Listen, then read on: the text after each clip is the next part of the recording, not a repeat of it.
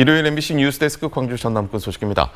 올해에 이어 내년에도 광주시의 국비 확보 목표는 3조 원 시대입니다. 하지만 윤석열 정부가 국가 예산을 삭감하겠다고 예고하는 등 현실은 그다지 녹록지 않은 상황입니다. 민선 8기 지휘봉을 쥔 강기정 광주시장이 얼마나 역량을 발휘할지 시험대에 올랐습니다. 김영창 기자의 보도입니다.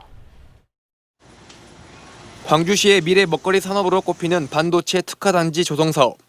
광주시는 반도체 기반 조성과 인재 양성을 위한 반도체 첨단 공정 등의 신규 사업에 필요한 14억 원을 내년 국비 예산 확보에 반영해달라고 정부에 요청했습니다.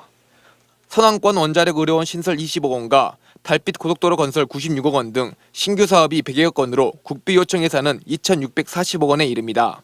신규 사업뿐만 아니라 민선 7기 때부터 계속된 사업도 300여 건에 달합니다. 개통 지연으로 논란을 빚었던 도시철도 2호선 1, 2단계 사업 정상화를 위한 2천억 원, 아시아 문화전당 주변 기반 여건 개선을 위해 800억 원을 요청하는 등 지역 현안 사업들을 연속성 있게 추진하기 위해 내년 국비 예산 목표를 3조 5천억 원으로 잡았습니다. 민선 8기가 출발했기 때문에 민선 8기에서 역점적으로 추진할 사업들도 좀 더 발굴해서 이렇게 추가 제출도 하고. 광주시의 목표와는 달리 상황은 녹록지 않습니다. 우선 정부가 긴축 재정을 이유로 신규 사업에 대해선 10에서 20% 정도 예산 삭감을 예고했고, 계속 사업인 도시철도 2호선의 경우 2단계 구간 총 사업비를 놓고 기재부와의 협상이 난항을 겪고 있기 때문입니다.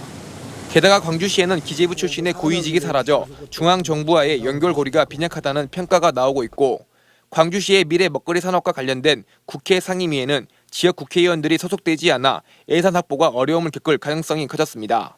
강기정 시장도 우려를 나타내며 부랴부랴 호남 인맥 찾기에 분주해졌습니다. 과기정통 쪽이 좀 빠진 것이 아쉬움이 있습니다.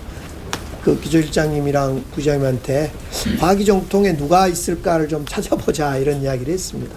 광주시 예산 확보를 위한 대내의 상황이 우호적이지 않은 만큼 강기정 시장이 충분한 역량을 보여주지 못할 경우 2년 연속 3조 원 시대는 빨간불이 켜질 것으로 우려됩니다. MBC 뉴스 김영창입니다.